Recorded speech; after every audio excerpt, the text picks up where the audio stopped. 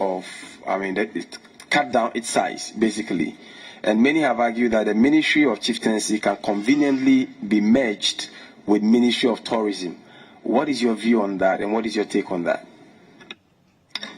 I'm not the appointing authority, unfortunately, so I defer that to the President, but I do understand the reasoning behind that, especially when you consider that this ministry started as Ministry of Chieftaincy and Culture. So there's a bit of similarity or some convergence somewhere.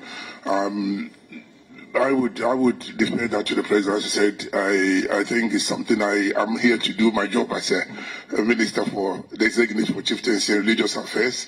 And until such an occurrence, I will restrict myself to that. Thank you.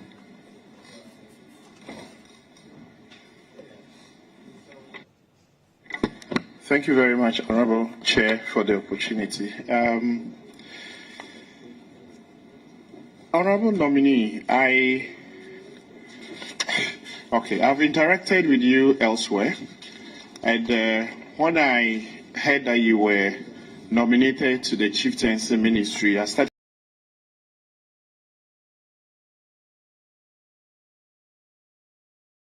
about the ministry. Do you think that, with respect, it's a relevant ministry that has to have the status of a ministry at all? Thank you, Mr. Chairman. Yes, it is. It's a ministry that must be taken seriously. If you forget your tradition anywhere in the world, you will never develop. Civilization has grown out of cultural practices and values and norms and taboos, and comes out. Unfortunately for us, colonization seems to have cut short some of it and bypassed it. And if you look at our system, we seem to have borrowed Western culture and been overtaken by it.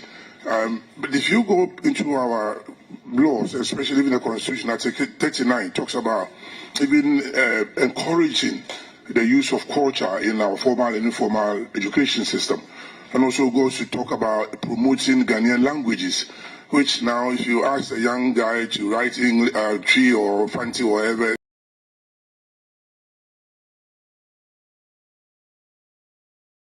dignity and honor and authority and power through government interventions. And I think I can work seriously to help that one out.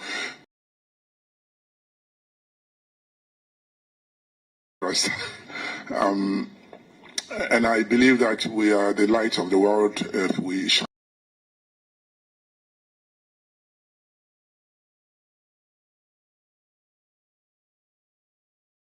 This is relevant to the Christian and the Muslim community. Interestingly, my father's senior brother was Asante Nkramo, so I'm used to the mosque too. So there's a relevance to it.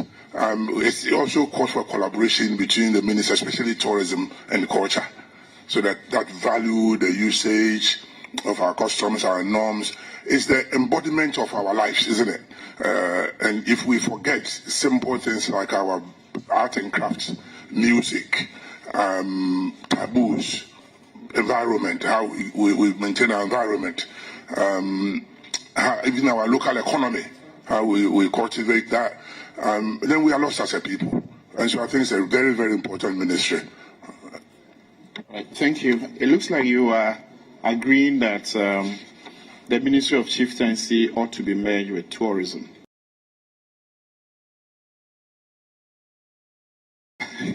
He's implied that. That said, honorable nominee, the chieftaincy as an institution and some arrangements that have revolved around that institution, i.e. challenges we have with land acquisitions, land banks for investments, etc., and then tie that with the documentation and acceptance of chieftaincy's practices, including successions, and the conflicts that have come out so far.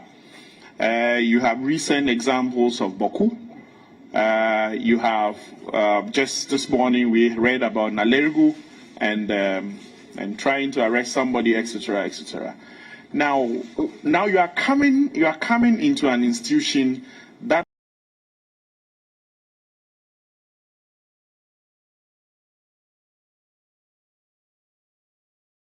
you get confirmed. Just a bit of a correction. I did not agree. I said I understand why there's a need for merging with that, but I deferred it to the appointing authority. That's a bit of a correction. But going forward, you're right. The institution of chieftaincy is so key. It's something that we should uphold. I've given you the reason for traditional values and norms and all that. And we need to make sure that the codification and itemizing the chieftaincy values and also succession plan lineages must be well documented. It calls for a lot of research work. One of the key departments under the ministry I've learned is research, both the chieftaincy and also religious. But we need things are documented properly so people don't circumvent it. There are areas where people circumvent because they are not even lineage to the family or the line, but they find a way. And how a chief is validly nominated and stood or skinned and installed must be properly put together. And I think the National House of Chiefs would play a key role. That's their job. My job is to facilitate and move. In terms of conflict, you mentioned my area, Boku and Nairegu. I told you I was in Gambaga. I was a minister for local government. So I know the country a little bit. It's unfortunate. We need to go down and talk. We have to judge. Government's role now is law and order. But there's a fundamental issue of chieftaincy and land matters and all that. That I defer to the traditional authorities. And I'll work closely with them and provide the resources for them to move and resolve these conflicts. Just one quick last one.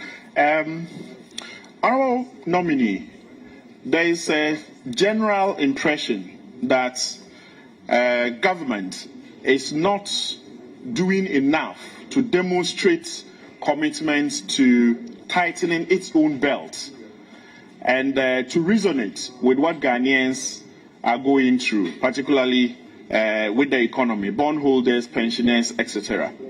And from where you sit and what we know about you, I read and watched some videos of your campaign, your recent campaign, and some of the commitments and pronouncements you made. It appears to me some of them are in direct conflict with where you are being positioned to. Do you think that this is an appropriate appointment and you could have served somewhere else in a different structure, i.e., if some ministries, for example, were merged in a bid to say cut down the size of government? What's your comment on that?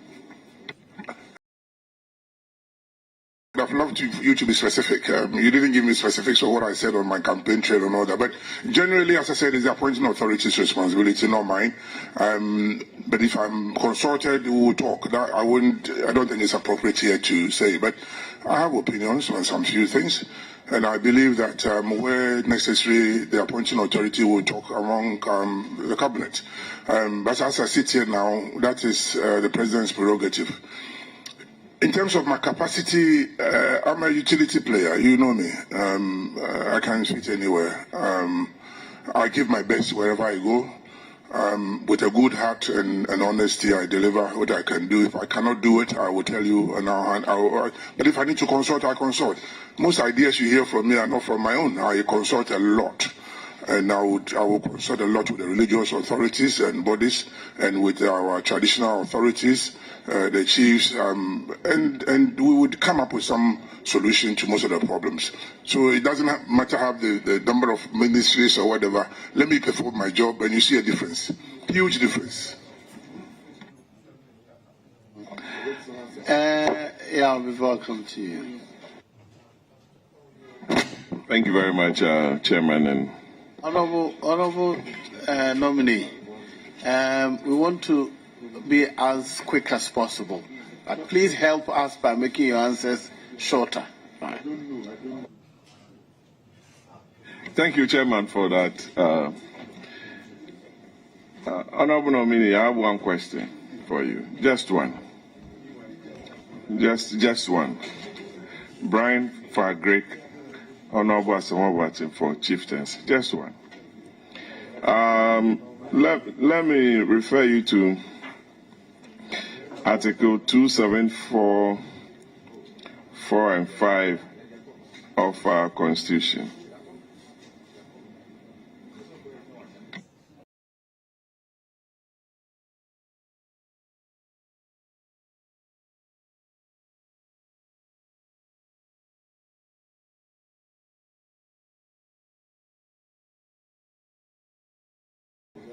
You know the National House of Chiefs will go all the way to the Supreme Court.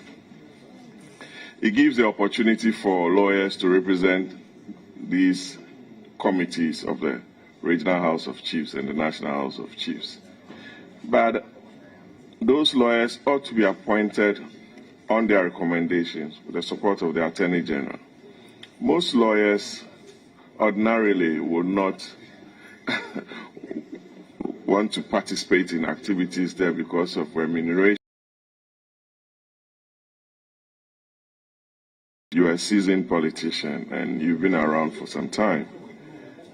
What are you going to do to encourage lawyers to actively, because most of the conflicts around the country, around chieftaincy, emanate from the non-codification of succession, records not being kept well, and what have you. So that if we have all those documents in place and the lawyers duly remunerated in those committees, then we can have some peace. I want some assurance from you on that. Thank you. And congratulations. Thank you, Mr. Chairman. You're right. There are a lot of pending cases in the House.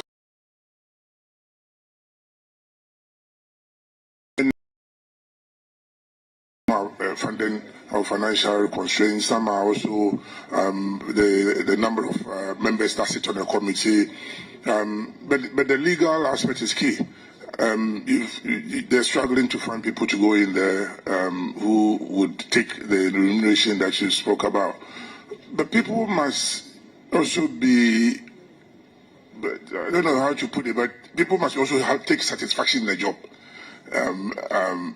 Yes, you need to survive by your pay, but if you are working with the chiefs, it's an honor. So I work with the chiefs, National House of Chiefs, make sure that we get the.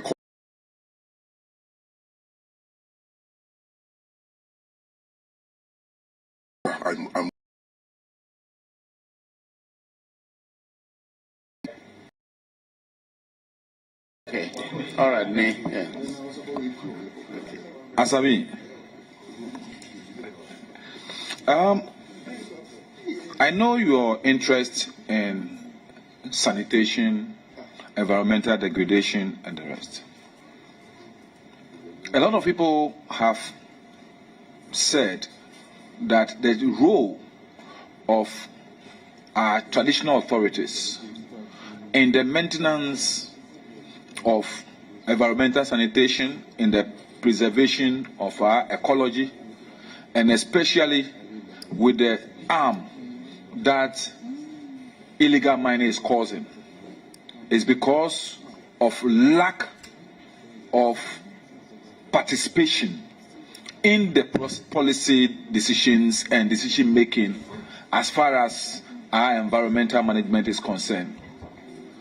That the traditional authorities have been left out of this critical area of decision making and policy direction as far as the environment is concerned. What do you think you are bringing to make sure that our traditional authorities are seen as the focal point in the management of this very important strategic area of our economy? Thank you, Mr. Chairman, my colleague friend. Thank you. You're right. Things are not the way we want it to be. But there is provision in the Act. If you look at the Chieftaincy Act, that the chiefs can even summon people to their palaces, but, and even the offences that if you don't come to a communal labor, but these have been left unattended to, and I'm told by my legal expert that there is need for some amendments in the law so we can enforce some of them. But I will work closely with the traditional authorities. We need to have confidence in them that they are the custodians of our tradition. And if we have illegal mining, which is destroying our environment, it's danger to all of us. So it's my job to encourage, find the funding, make them understand, educate people that before the colonization, we had a system. And the system must be improved. And we will revert to some of them and make sure it works for all of us. It's the embodiment of our life, and I would work closely with the traditional authorities.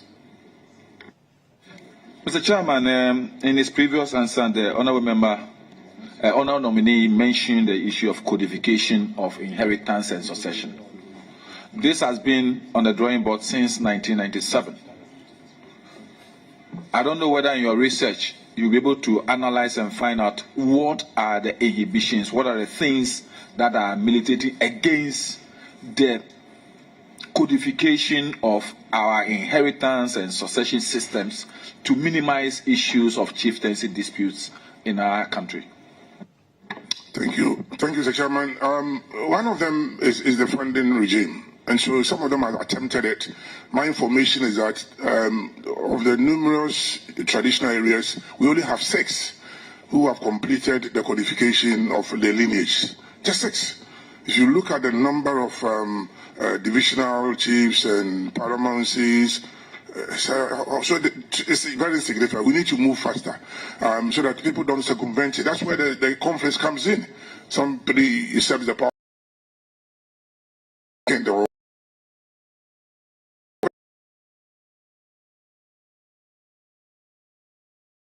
Problems with the boundary. I'm moving away from the codification of the lineage, but also to sanctify the traditional area, we need to look at all these conflict areas in the boundary, then invest in our research department, make sure we have enough resources. And once we do that and we codify it, I think many people will abide by the rules and the regulations that are set up, and then the conflict areas will go down. Mr. Chairman, I'll be very glad if you can work on this because it's something that is worrying to us, especially me coming from the Greater Accra region. We have so many cases. No, I haven't finished. That's my last question. Oh, that was my second question. That was my second question. All right. Honourable nominee,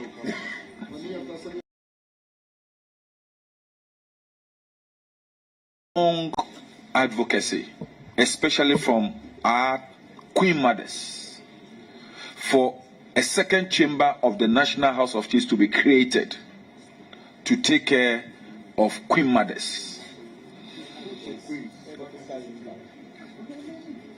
It's been observed that, but for some few places who, due to their own traditional system, women could ascend to paramount stools. Many of our women are played out. Do you agree with this proposal, and what will you do to help in advocating for this second chamber?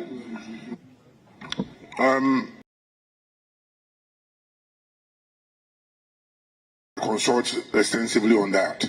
But I do share the view that our women folk must play critical roles in our chieftaincy institutions. My traditional area where I come from, the Queen Mother, Rama Ayeswa Sarah, the third who is behind me, has the authority and she can do it. But others, they need some encouragement. But generally, it's a record that the traditional authorities must come in. My job is to facilitate it and for them to understand that it helps to bring women on board and make sure we work together as a people. And then I would be very keen to support it. Okay, let me go to Gisela and then I'll come to you. Yeah. Thank you very much, Mr. Chairman. Honorable nominee, Methodist Chieftaincy. Yes, he's a chorister too, yes.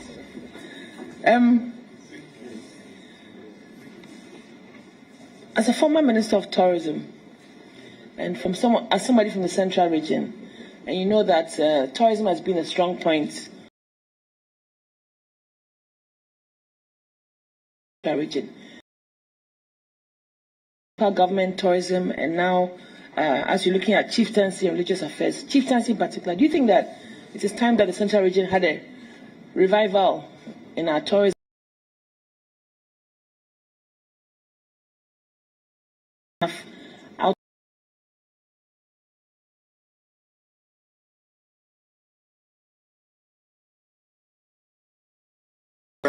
Tourist attraction that can be improved and worked on. As I said in my earlier response, I work closely with my colleague ministers, especially tourism and culture, local government, and we promote them. It helps bring the revenue in and also highlight ourselves to the outside world. So I will encourage the Central region. You know, I would play my role there as a son of the region, but so would I also pay attention to the other regions. Thank you. All right, I had to put you on the spot because you are from Central Region, and so am I. What is your position on same-sex marriages being legalized in Ghana? Can you repeat the question? What is your position on same-sex marriages being legalized in Ghana? Same-sex legalizing in Ghana, I am opposed to it.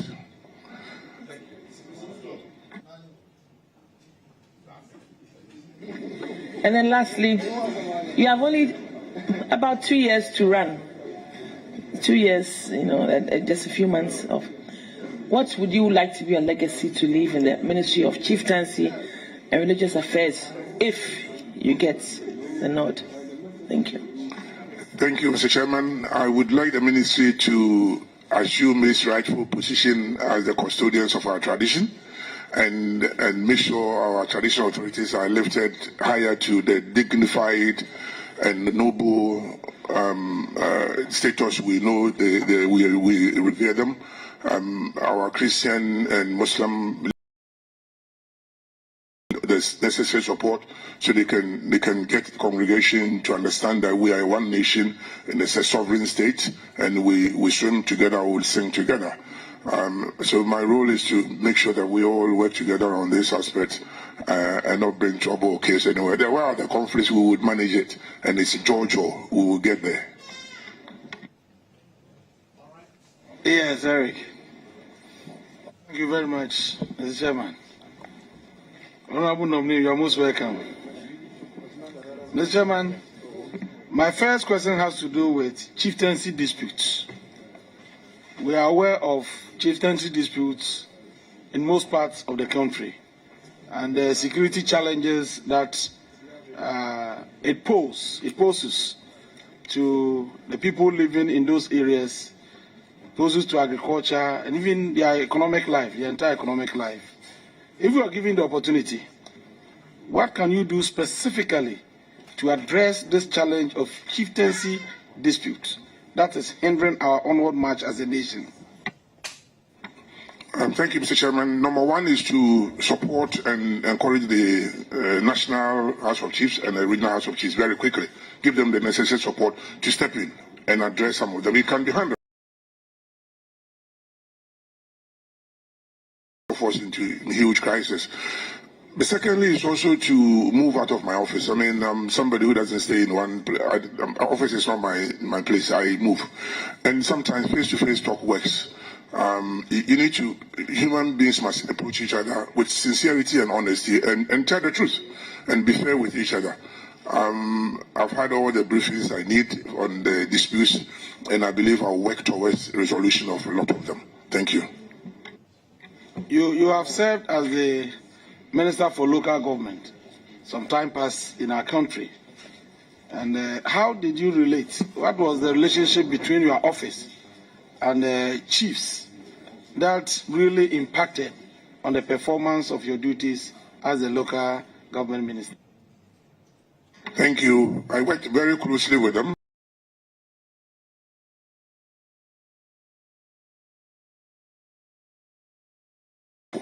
So we worked closely.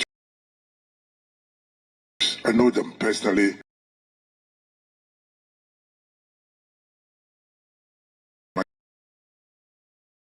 Some of them I know closely. Indeed, the incident in the Northeast and the Upper East, I can tell you I'm talking to the players. But it needs joy, and it needs people to understand the basis on which we live together as a nation. And so I would work as I used to do in local government and work with my colleagues. So that's all I can say. But mostly the House of Chiefs will deal with them. My last question has to do with something that you stated in your CV. You indicate that in 2015, you played a role in the campaign leading to the election of David Cameron in the UK. And you also played a role in the election of your mayor. Can you indicate to the committee what specific role you played in the 2015 campaign of David Cameron?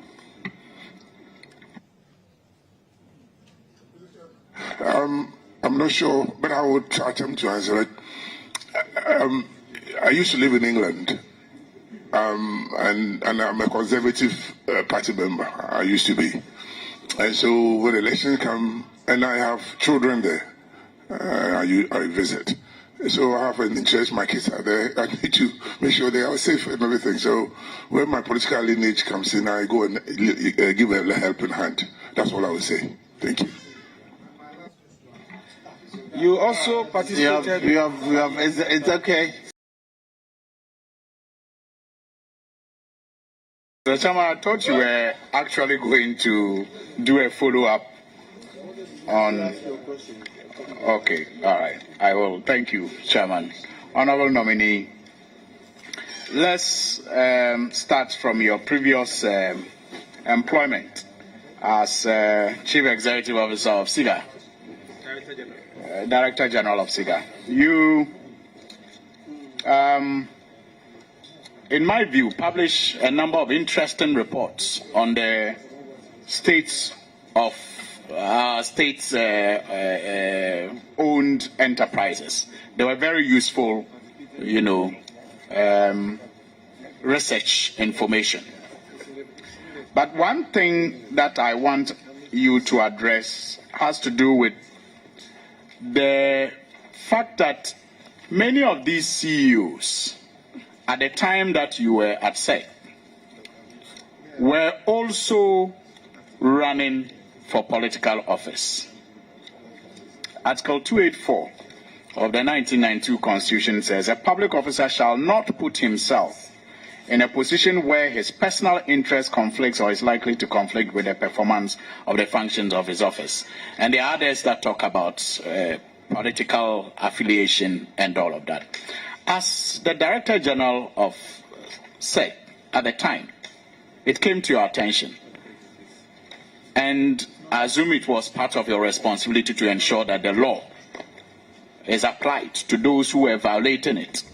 What did you do as part of your duties as Director General of SEC, witnessing Chief Executive Officers declaring intentions and actually running for office on partisan on political party tickets? Thank you, Mr. Chairman. It's a bit of an issue that cuts both ways, in a way that if we can all address it together to help us. The law is there, but sometimes people just go over it and do things by themselves. But I had meetings with some of them and encouraged them not to, but some went. At the end of the day, it's a collective work. We have to work and understand and educate and conscientize us that if there's a law, we don't break it. And if you break it, there are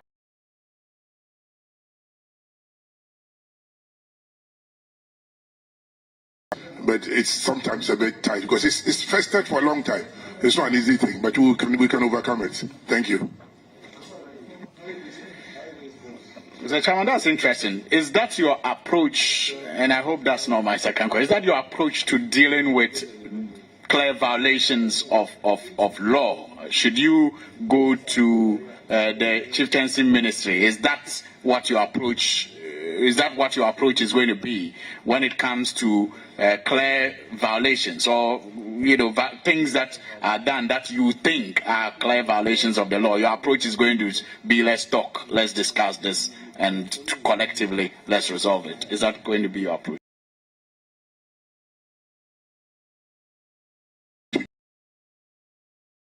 practical nature as I am and you are, yes, the law is there. You need to let them know, educated, that there are violations and there will be consequences. But you got to talk to them. You got to understand that they are human beings. They must also have a conscience.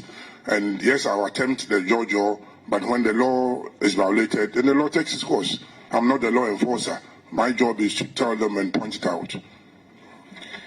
Well, thank you. I just needed to come back on that because the ministry you are nominated to go to has a lot of such cases. I'm sure the chairman at the right time will have to even issue a disclaimer on one, contest over chieftaincy titles and all of that. And if that is going to be your approach, I was just wondering. But I'll move on to my second question. Mr. Chairman, I want to find out from the honorable nominee if he knows Daniel Yeboah and Miss Patience Quay, and how does he know them if he does, and how is he involved in a land dispute involving these two people? Yes, Mr. Chairman, I do know them.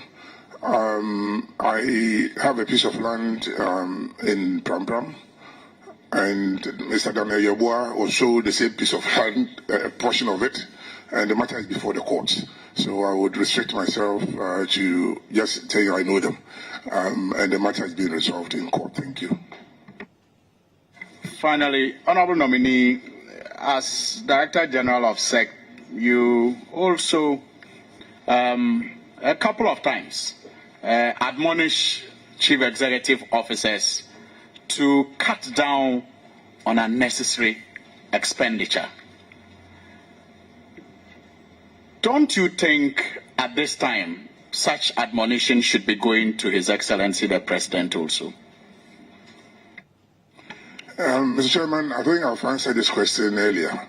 But my nomination here is I'm not speaking about your nomination. I'm speaking generally about the admonishment to chief executives to cut down on unnecessary expenditure. Do you agree that it will be a useful advice to the President at this time, given the economic circumstances that we find ourselves? Mr. Chairman, if you recall, during my admonition, I also acknowledged that if they can deliver wastage, yes, I want it out. They can deliver, then you can justify why they are being paid more. But some of them were not delivering, so you have to tackle that. But in terms of the economic situation, it's a collective thing that the President and the team as a cabinet will work it out.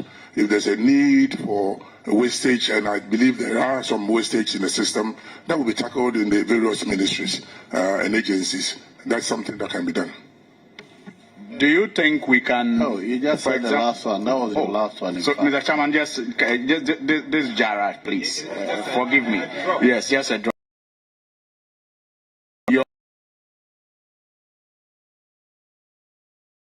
For you to comment on, but based on your experience with how state institutions have been managed, do you think that some of them can operate or run without the number of deputy CEOs, for example, that they have?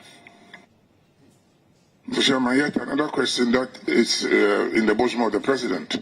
But there are areas, as I said, that we can look at. And if there's a need to cut down, why not? But that must also be discussed at the cabinet level. And as a member of cabinet, I'll go with the majority. But I'll put my case across. If I differ on something, it should be registered. But the cabinet must take a decision on that, not me as sitting here in front of you. Thank you. Thank you very much, Honorable Asamoah Boateng.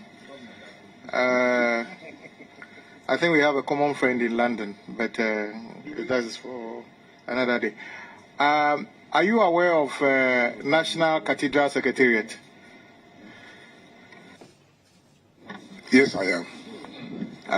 Currently, it's not particularly located under any ministry. Will you be happy if you are nominated? Since it's about religion and all these things, will you be happy if it's located under your ministry, if you are approved? Mr. Chairman, it's a hypothetical question, but I do appreciate the point you made. You have to talk to the President about it. I don't make those decisions. It's now, I think, report directly to the Presidency, but we can talk about it. Now, we are told that, of course, we know we have Ministry of Tourism. Do you agree that currently it will be okay to merge the Ministry of Tourism and the ministry you are designated to lead, since the things, in fact, well, our chieftaincy institutions are actually, of course, people go to other country to go and see even the way even the way our traditional rulers dress is something that we can market. Do you think in the climate in which we are, we should be consolidating to maximize efficiency? From where I sit, I would rather do more of the collaboration than advocate for merging now. It's the prerogative of the President, but I see the need for a lot of collaboration. Heritage sites, visits, local pilgrimages. We can do that to promote tourism in Ghana, but that's another ministry. But my job is to collaborate, and I'll do that effectively. How does Chieftaincy Ministry actually, apart from approving elevation of traditional councils and other things, and sometimes getting into dispute resolution through the traditional councils, what actually happens at the Ministry of Tourism on a day-to-day basis? Mr. Chairman, I've been at tourism before, but this is the Ministry for Chieftaincy and Religious Affairs. So what happens is a collaboration between the ministry and the traditional authorities. We have registrars who are the administrative heads, and we work through them. But you also have to understand that the National House of Chiefs and Regional House of Chiefs have a responsibility constitutionally and the Chieftaincy Act. So my job as a minister is to encourage them to find the resources, make sure that we are getting to a convergent point where most of the issues are resolved very quickly. Does the ministry actually provide any financial or any support to the House of Chiefs? My information is that yes, we do. We support them through, as I said, the registrars are paid from us, but also I think in their sitting and all that, there are collaboration between the ministry and the National House of Chiefs and Regional House of Chiefs. When I go in there, I will study it. I will make sure that we support them as much as we can to promote our tradition. You want to increase the allowances that are paid to the chiefs? Are you saying that is? You are making a commitment to increase the allowances that are paid to chiefs at the traditional councils?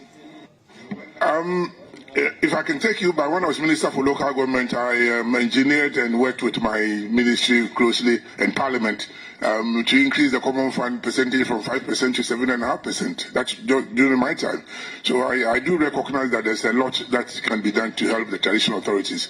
If we need to increase the remuneration and the funding, yes, I would be a very good advocate for that. I'm done.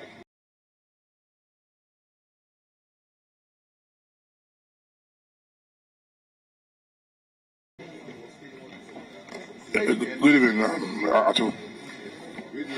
Honorable nominee, you have worked at the SIGA, State Interest and Governance Agency. I presume that you are aware of the health of our state-owned enterprises.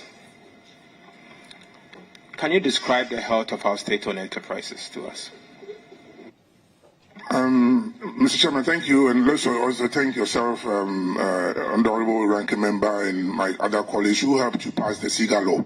I remember during those days we had to work closely together, and it's a beginning of something that would help all of us to streamline the activities and make them efficient and effective, and delivering their mandate. They're supposed to bring in revenue and profits, not to dissipate state assets. So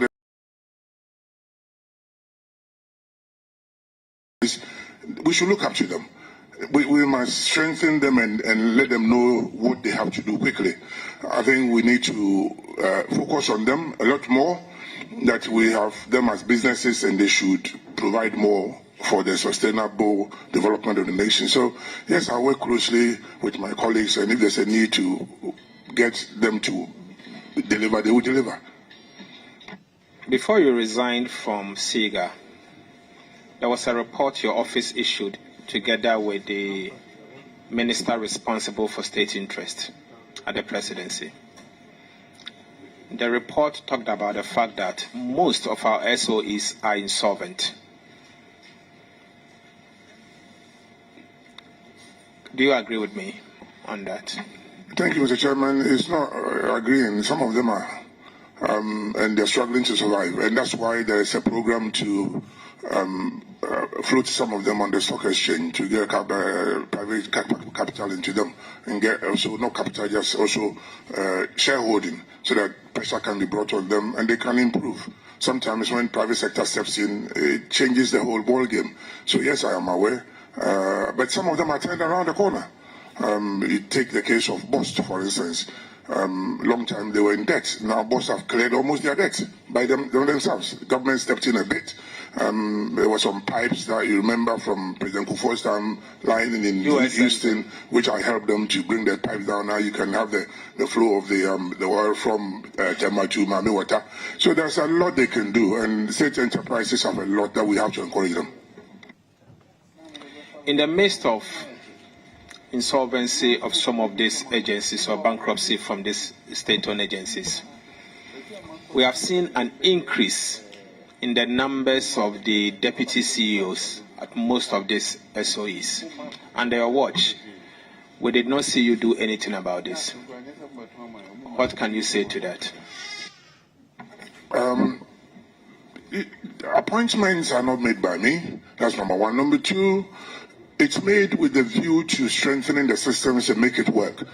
Sometimes it doesn't work, but it doesn't stop you from putting people in there to give them a specific job to do. So yes, I was the Director General and there were deputies there. I tasked them to help their CEOs to take some aspects that they are specialists in and improve. And as I said, I gave the example of Bost, the example of Ghana Gas. And they've turned around. So those who are not turning around and are problems, we will look at how to offload them. I want to put a direct question. Are you aware that some of these state-owned enterprises have increased the number of deputy CEOs and their CEOs at the time that they are not making profit? Was it during my time or after my time? This is during the time you are in the office. And I agree that you are not the appointing authority, but have you paid attention to it when you were in office? Did you pay attention to it? As I said, first of all, I'm not the appointing authority, but I did. I spoke to those who have come in as deputies, and we worked out a strategy so that they can take specialized areas. They don't go and duplicate what the CEO is up to. So there are issues, and I understand that we need to get efficiency and effectiveness in their operations. And the numbers would have to justify why deputies. If the numbers don't justify, then we get rid of them. But I'm not the appointing authority yet, and I can't comment too far. Are you also aware that most of these SOEs are overstaffed? And some of them, they are overstaffed to the extent that they are running on shift. The staff has to run on shift because they have no office space to accommodate them. But, Mr. Chairman, you're also aware, or I would let you maybe point out to you that the whole creation of state-owned enterprises during Dr. Nkrumah's time was not just for profit. Some of them were for employment. Some of them were to help national development. It's a question of how do you measure the performance of that. Are some of them necessarily bringing in profits, or is created to create employment? So that's something we need to clarify and know which ones are for employment, profit making, so it can balance. So there's need to have an overhaul, look at it, and know their mandate so we can redefine some of them. Do you think it's prudent for a state-owned enterprise to be overstaffed to the extent that staff does not have places to sit and they will have to run shift before their work is done? You think it's prudent? Mr. Chairman, you're putting me on the spot. If I have my father's business which is overstaffed, I will think about it. But I also have to know that Is it the focus or the objective of the business? Some private businesses, if you may well know, family businesses, are not, they're for profit to pay them, but really they support each other. So they may just break even and employ more. So it's the focus of the entity. If the focus is employment and it can be balanced with another profit-making organization, it's the same pot, and we can work it out. So generally, it sounds bad if you say that they're overstaffed. But what role are they playing? As another state entity also bringing in something. So I can keep those overstaffed people, maybe create some more room, let them have the spaces to say, but then the money is coming from here. So there's an overhaul, or what do I call it, a holistic way of looking at it. Honorable nominee, the E at the end of SOEs is enterprise. Enterprise is profit making. Now they have become loss-making entities continuously from the report that I cited. My question is, will you recommend the need to restructure some of these SOEs? Mr. Chairman, I'm now the Minister-designate for Chieftaincy and Religious Affairs. There's a Director General there, and there's a Minister responsible for private enterprise, public enterprises. We would consult and we'll see what we can do. Thank you.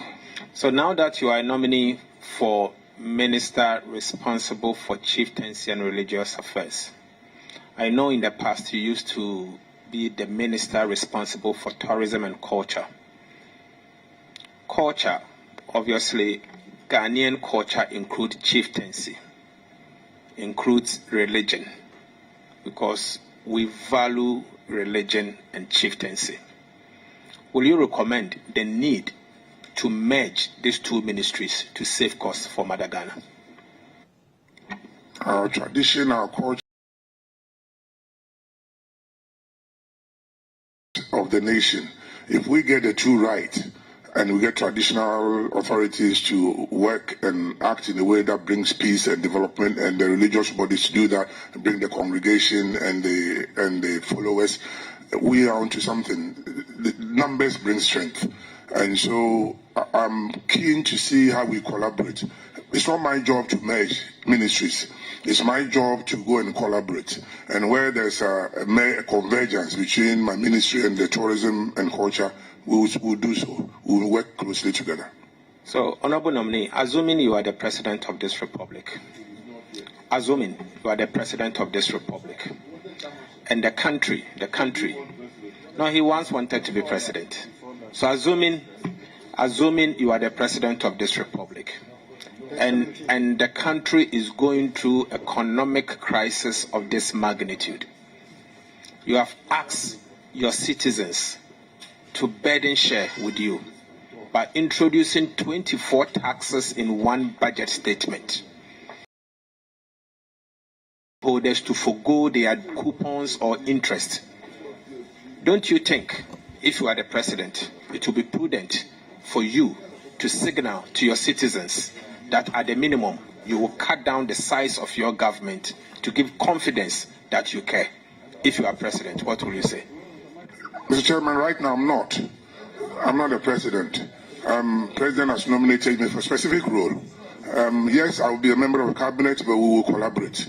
But that's not my job now. If there's a need, we'll judge or we'll talk.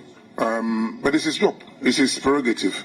For me, let me go and focus on what I'm doing and make sure that Chieftaincy and Religious Affairs get together and help us develop and maybe bring down the economic difficulties, and we all enjoy one day, very soon. Okay, Mr. Chairman, that's all for today.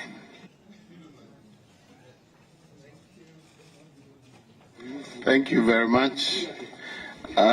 Before I bring a curtains, I wish to make this announcement and apologize. At the end of the consideration of the nominee for Agric,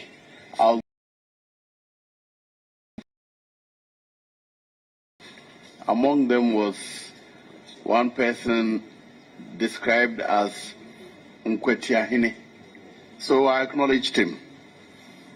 About 20 minutes ago, I've received messages asking me the basis for acknowledging and declaring somebody in Kwetiahini.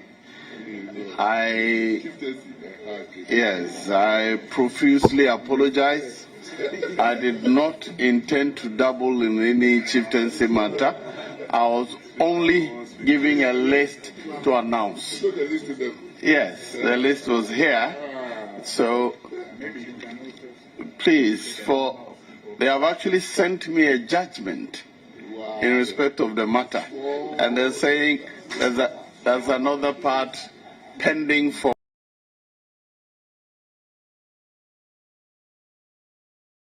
before I'm brought before the court for contempt. I'm so sorry. I only announced the list. I did not intend to declare anyone as Kwetiahini. But honorable nominee, this is the challenge we all have to deal with. I was born in the palace. I grew up in the palace, so I've observed some of these things go on. I've been a servant from childhood. I've carried chairs, I've carried umbrellas, I've carried ate, that's what we call it. Yes, so I'm a total servant. Even though I can be a Kwansrahini, but for now I'm only a servant.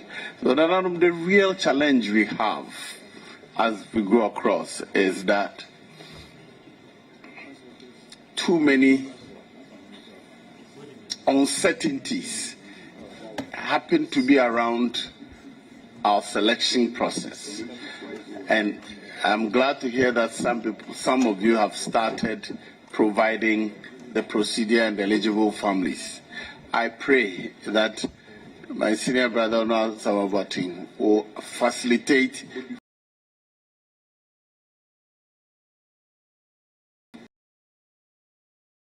because sometimes, as I sit here, only last Friday I met a number of my cousins I've never known in the world. We lost an auntie and I attended, hey, so all these are your family people. I didn't know them. If I were on the chair, on the stool and I was supposed to quote, it was going to be challenging. So I understand it is challenging, but we should, as much as possible, try to do what we can. So, thank you for attending upon the House. Nananom, we thank you all for coming. Unfortunately, I don't have a list.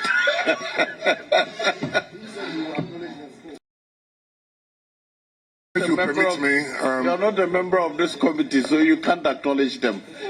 Can you let me have it so I'll acknowledge them on behalf of... If I can plead, they have been with me since 11 a.m. this morning. And there's a way I need to introduce them so you can understand that, rather than just mention the names like that. Please, I call on your indulgence. Very well. My colleagues agree that I'll allow you to do the acknowledgement. Thank you, Mr. Chairman. I'm here by His grace.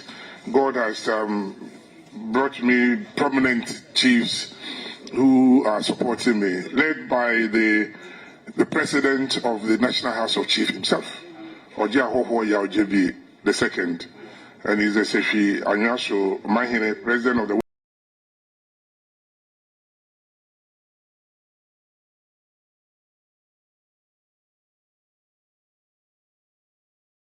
Richard Babini Canton, the 6th, who incidentally happens to be my in-law and is the Tumukoro, a member of the Council of States and member of the Upper West Regional House of Chiefs. He's also behind me.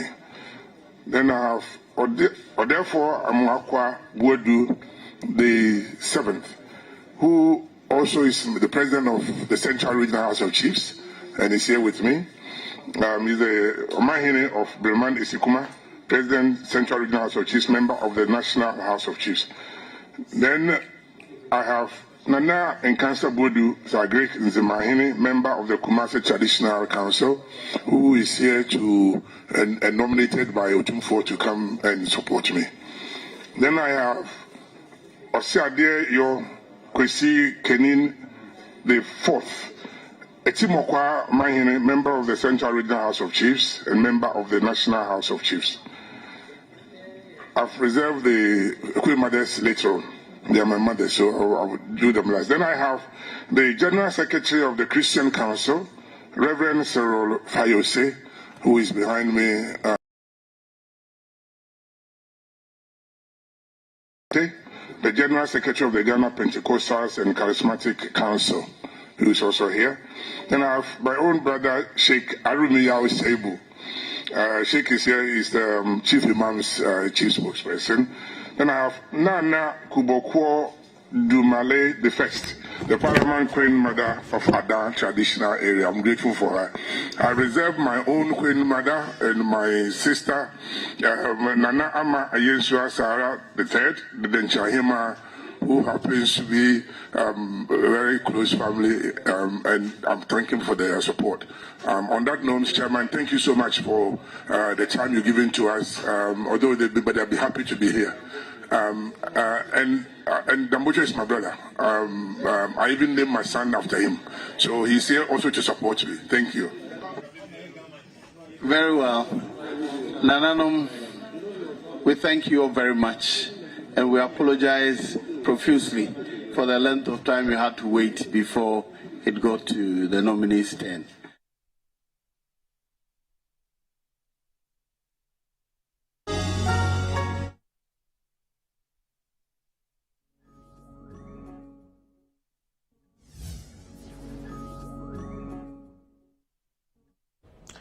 So that's it for our coverage of today's edition of the Ministerial Vetting, which happened in Parliament. So do join the team tomorrow for the continuation of the vetting. But in the meantime, you can also join the Citi Newsroom at 8 p.m. That's some few minutes to time for the latest news update. My name is Kwekwe Diamansa. Many thanks for your company.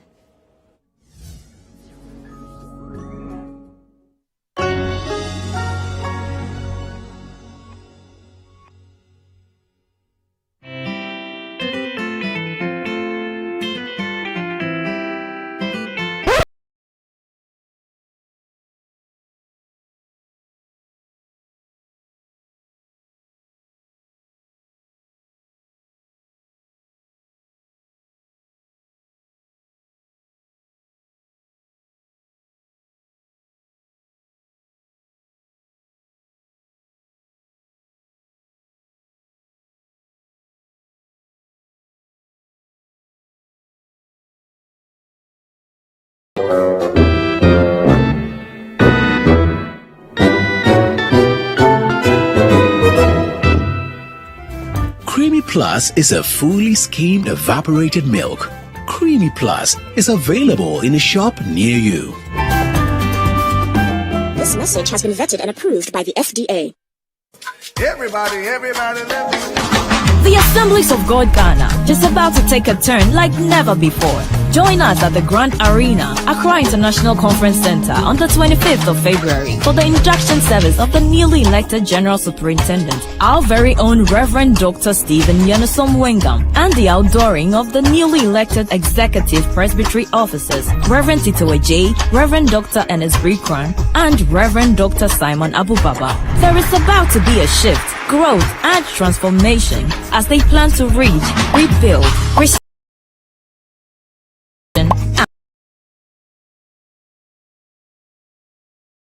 verse 4.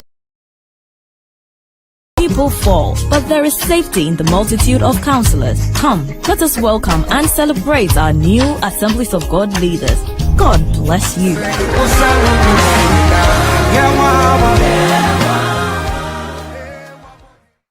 Health.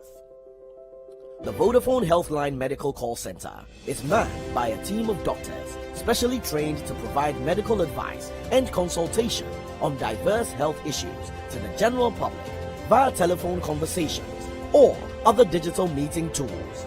Callers on any network can access the center every day by dialing the short code 255 to speak to a doctor to assist with consultation and healthcare. Health First Mass Community Health Screening. The Vodafone Ghana Foundation Health First initiative offers periodic health screening exercises for rural and urban communities across the country.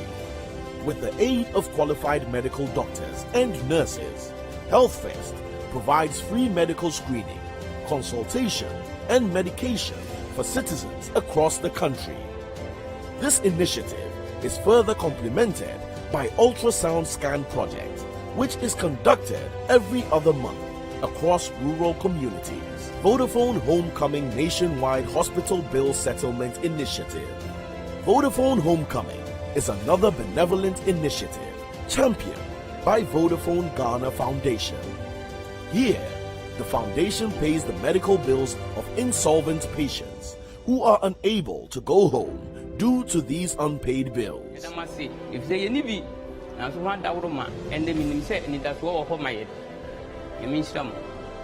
The foundation settles these bills for treated patients across the country and goes further to reunite the beneficiaries with their families, connecting for good. Citi TV is live on DSTV. Go to channel 363. On GoTV, access Citi TV on channel 182. On a digital TV, please press the menu button on the remote control and run a new search on your TV. Take note that without an antenna, you cannot access Citi TV on your television. Citi TV can be accessed on a free-to-air digital box like the GoTV and StarTimes box. Citi TV, it's your world.